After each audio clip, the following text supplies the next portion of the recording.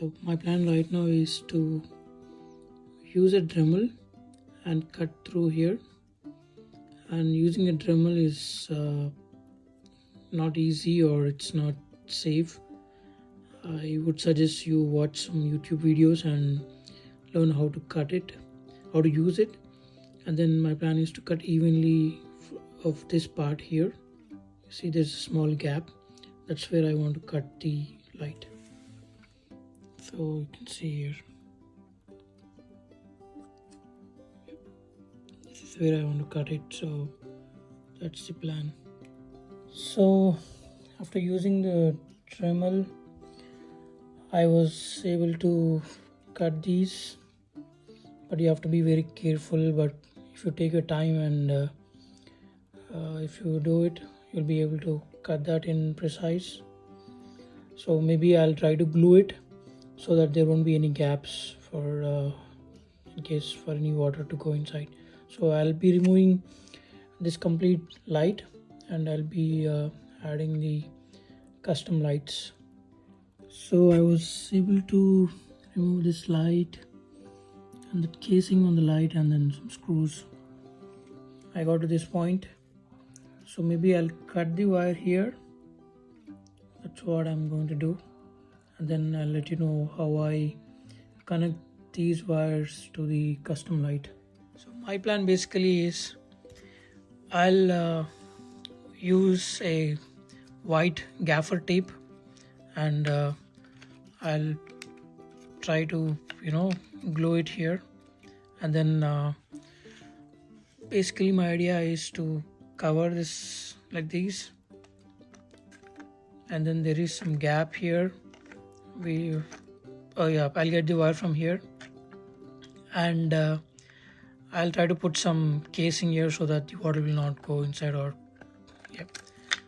so basically it'll be this way, and I'll put glue, and I'll put a cushion tape here around this one so that there won't be any vibrations or sort of thing. So that is the plan actually. So once I tape everything, I'll so in the last video I showed you how to cut the DRL lights. So you see behind this light, that's where I put the LED light, and I added friction tape beside this light from behind. I felt it is secure, so I'm hoping it'll be that way. And I'll try to stop this from moving because I don't want to influence this light with this wire forcing it out. So I'll put some some Loctite here so that this wire will not move and it will not disturb the LED light behind it. So I used Loctite to attach this piece and this piece which I cut here, and also I used some friction tape just to make sure they are secure, and it looks good now. It looks good. And this is the other one. Next I got the foam tape, which I'll add it here how it was from the OEM part. So just to make sure that it'll be away from the friction or any noise. So I'll add the foam tape, just the foam. So yeah, that's the plan, and I'll show you the connectors in the next part, how I'm connecting these with the wires on the bike. So now I'll show you how I'm using the blinker genie and how I'm going to connect with the lights. So these are the lights which I modified using the profile pivot LED strips. These are 6 inches strips, and some will go beyond this point and it will come all over here on the back side. I checked this, I connected the lights and I checked it's working fine and it's very bright. So This part here is the right side lights, and this is the left side light. So you see this driver, and these two will be attached, and same way these two will be attached here. And the driver will have total of 4 cables, one black, white and red. You can connect these 3 to this input. I got this from the OEM, where you will see one here. I cut the wire and then I cut it half here, and I linked these 3 wires to, you can see the colors here. This is the red, this is the yellow, and I think this is the black. So that's how I connected them. And you'll have one more from the driver, the 4th wire, that will be used for the turn signal. I'll show you way to connect that. And this is the blinker genie from this part. I'll post it in the link. I think you can get it from custom LED. Till here, this is the blinker genie. And similarly, I used another wire and another plug, and the 3 outlets, 3 wires, white, red and yellow, I connected to these. And similarly, I'll have one more wire for my turn signal, left turn signal. So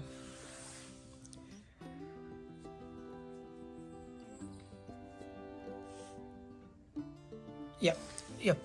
So now you can leave these two you can just leave them how they are. You can just put some tape to cover this, just to make sure they are secure.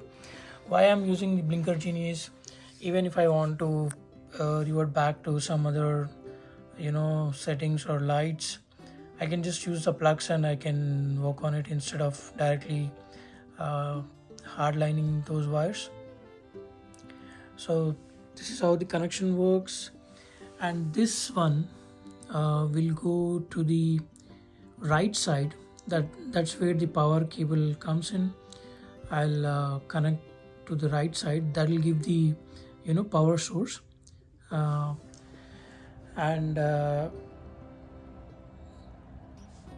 this one will go to the right side of the turn signal. You will have a plug point where I can just plug in, or I can hardwire. I'll see what I'll be doing. And similarly for left side, you'll also have one more turn signal plug where I'll be attaching to that. So yep. So these wire I'll try to cover with some friction tape, or and then I'll make sure I'll place them somewhere secure on behind the headlight kit. That's the plan. I don't want to put this one inside this box. I was not sure if there is any troubleshooting which I have to do. I don't want to open this case again, so that's the reason I want to put this out. Yep, that is the plan, and I'll show you once I install on the bike.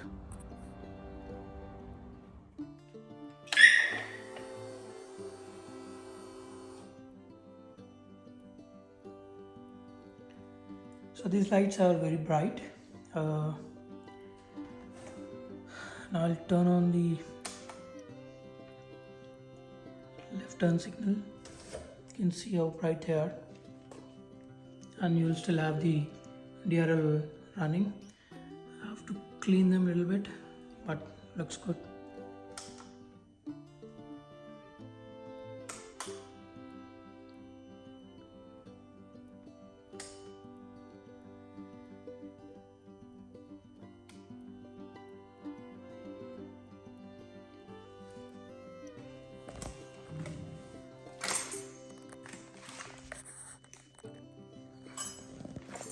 This is on my Yamaha R1 2019.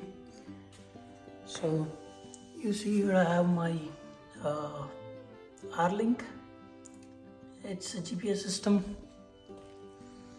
and I was having an issue with the brake light, so I was able to fix it. You can see that.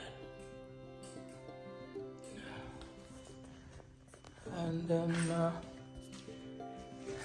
I did install the radiator guard. This is the one, and the one above.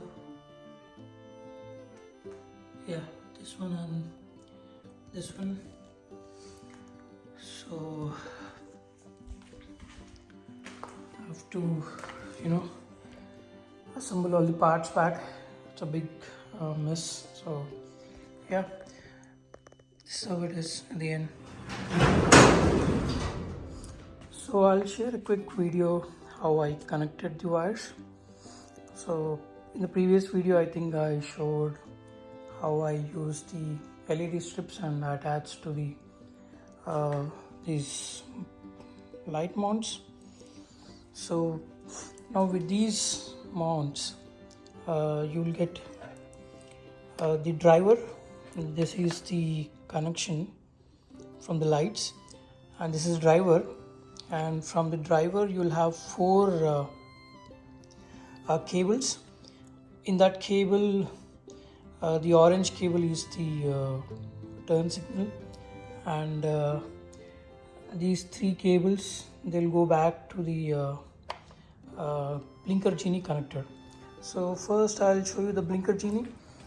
So if you see here, this is the blinker genie, and it has one output here, and it has a turn signal output here. This is for the right side I'm using, and for the left side, so this is the this is for the right side, and then from this I would say motherboard, you will have one more connector. This one I'm using for the power cable from the bike, where this powers the complete turn signal and DRL light. Okay, yep, this is the one. And then from this motherboard there is one more wire. This is the one which goes all the way here, and this will connect to the left side. So I'm saying this part as left and the other side as right. So this will come to the left turn signal, and you will see again these 3 cables will go to the driver here, and the orange one will go to the the turn signals.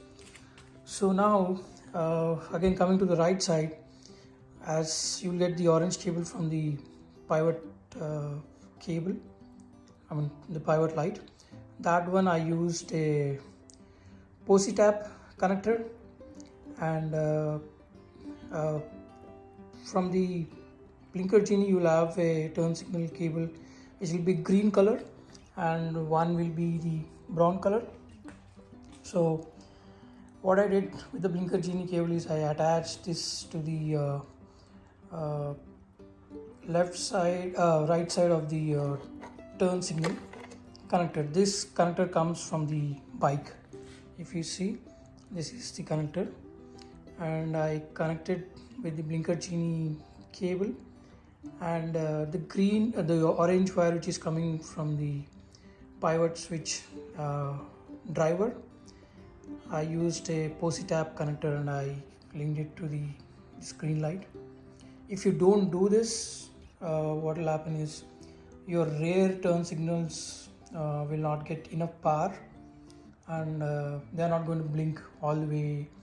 So that's an issue. So that's how I did this. And similarly for the left side, I used the orange cable. Again, this is for the this comes from the bike for the left turn signal connector. So I again connected with the blinker genie cable, and then the orange one again using the posi tap I connected here. So this is a setup. I think what you have to do is you have to make sure you first remove this complete bracket and then remove the this socket here. I would say that is the easiest way. And make sure the screws which you remove, remember where you got them from, and then just place it back how they were before. And you can see here, these are some of the what do you call, the fuses. I'll show you.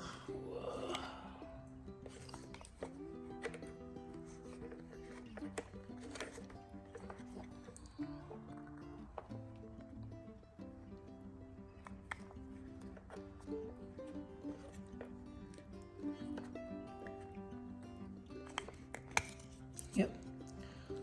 So these are for the hazard lights. These are for the hazard lights and fan and left fan, right fan, and some of the fuses here. There's one box here, and there is one box all the way here. Behind this, there is one box where you will find the fuses for the turn signal and backlight. So yeah, you can see the mess here. I was having an issue with the backlight, so I had this TST blinker light system which I installed. So I thought this was the reason it was causing, but it was not. So what I did was I changed this right front brake lever, and what I forgot was there is this rod, small piece of steel connector which I didn't put. So what was that doing was, if you see, there is a switch behind this one. So always the switch will be pressed, and whenever it's released, when you apply the brake, that's when the blinker lights, the brake light blinks. So when I didn't install this, and the brake light was always on and it was not working, so after finding some of the videos, I found out that I kind of missed this steel rod, and then once I installed it, I was able to my rear lights were working fine. So yep, now I'm going to make sure, using some friction tape, I'm going to tape all these together and tuck them inside somewhere here. That's the plan. So yeah, good luck to you. If you have any questions, you can let me know.